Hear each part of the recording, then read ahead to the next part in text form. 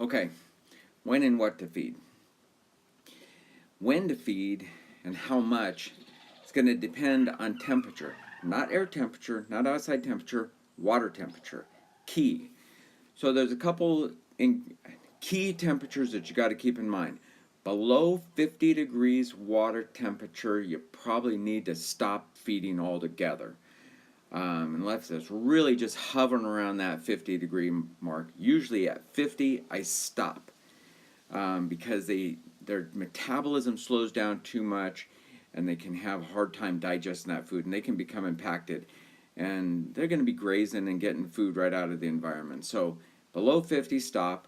Above 60 degrees, you should be on a daily normal feeding regimen.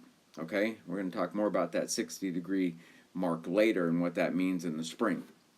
But for feeding above 60, feed normal.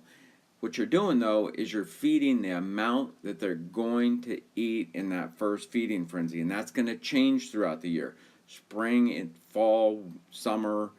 You will find, if you're paying attention, in the fall, as soon as that first cold snap starts to hit, they're going to feel fall coming, and they're going to go into a feeding frenzy. They're putting on the fall weight.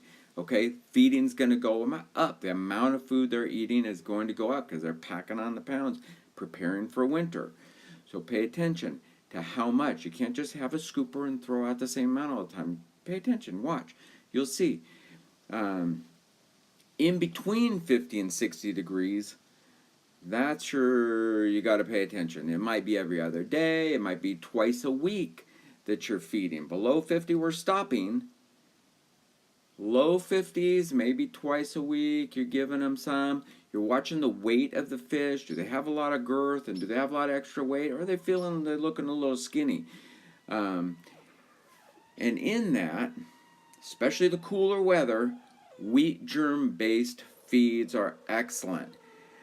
I'll name drop here. Hikari wheat germ-based food is an excellent food.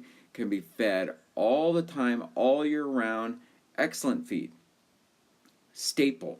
I mean, but good wheat germ-based feeds are great feed. That wheat germ really helps them utilize all that food, and they're going to get the most out of it. So unless you're looking for color enhancement or fast growth, or maybe just trying to save a buck and go to something cheaper, you could feed wheat germ all the time. It's perfect stuff.